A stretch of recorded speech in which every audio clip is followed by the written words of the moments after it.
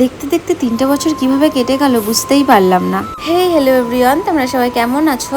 6 June ছিল আমার পাখির বার্থডে। সত্যি কিভাবে যে সময় পার হয়ে যায় বুঝতেই পারা যায় না। এই তো সেদিন মনে হলো নার্সিংহোম থেকে আমার পাখিকে বাড়িতে নিয়ে এসেছিলাম, আর এর মধ্যে 3 বছর হয়ে গেল।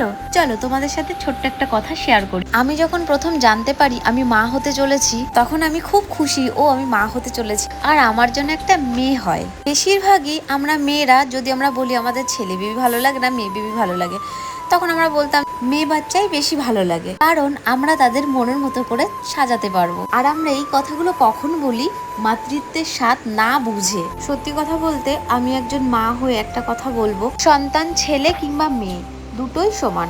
একটা ছেলে বেবিকেও যেমন প্রয়োজন, ঠিক তেমন একটা মেয়ে বেবিকেও প্রয়োজন। এই সব কথা আমার মনের কথা, তাই তোমাদের সাথে শেয়ার করছি, কেউ উল্টোপাল্টা মনে করো না। তো আমার প্রেগনেন্সি জার্নিটা অতটাও সহজ ছিল না। প্রেগনেন্সির প্রথম 2 মাস আমি খুবই ভালো ছিলাম, কিন্তু তার পরের 2 মাস মানে 4.5 মাস পর্যন্ত আমি প্রচুর ভুগেছি মানে আমার তেমন কোনো সমস্যা ছিল না, কিন্তু প্রচুর বমি হতো, আমি কিছু খেতে পারতাম না, কিছু না মানে কিছুই না, জল খেলেও বমি হয়ে যেত। তো আমি 2 মাস প্রচুরই ভুগেছি। তখন আমি বুঝতে পারি মা হওয়া অতটাও সহজ না। তাই আমি এটাই বলি, এটাই আমার প্রথম, এটাই আমার লাস্ট, মানে আমি আর কনসিভ করব না। এবার তোমরা ভাবতে পারো বমি হতো এটা আবার কি কারণ, কিন্তু হ্যাঁ, আমি যে ওই সময়টা কি পার করেছি সে শুধু আমিই জানি আর আমার ফ্যামিলি। তাই আমি শুধু ভগবানকে বলতাম, ঠাকুর আমার জন্য একটা ছেলে বেবি হয়, কারণ আমি আর দ্বিতীয়বার কনসিভ করব না। এই যে যেমন আমাকে বিয়ে দিয়ে দিয়েছে, আমি শ্বশুর বাড়ি চলে এসেছি নিজের বাড়ি ছেড়ে।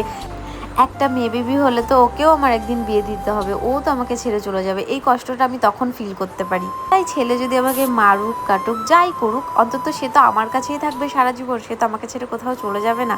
এই কথা ভেবেই আমি বলতাম আমার মেয়ে বেবি চাই না, ছেলে বেবি চাই। কিন্তু হ্যাঁ, মেয়ে বেবি হলে কি আমি তাকে ফেলে দেবো? কখনোই না, সন্তান ভগবানের হাতে।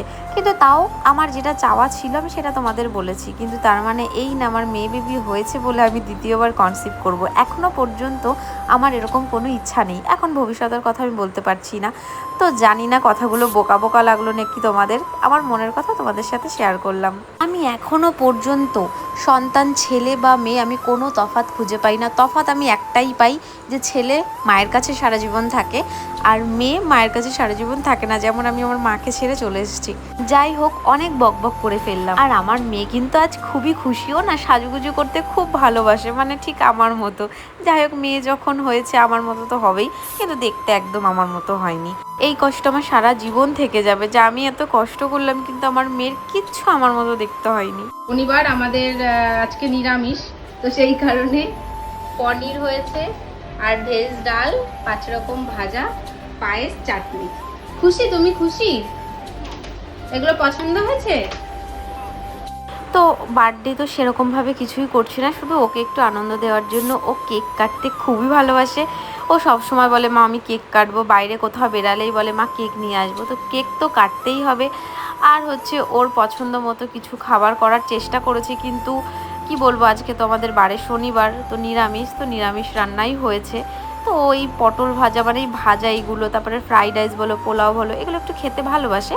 অল্প খায় কিন্তু ভালোবাসে, তো সেগুলোই করেছি। তো সবাই পাখিকে আশীর্বাদ করছে, তোমরা দেখো।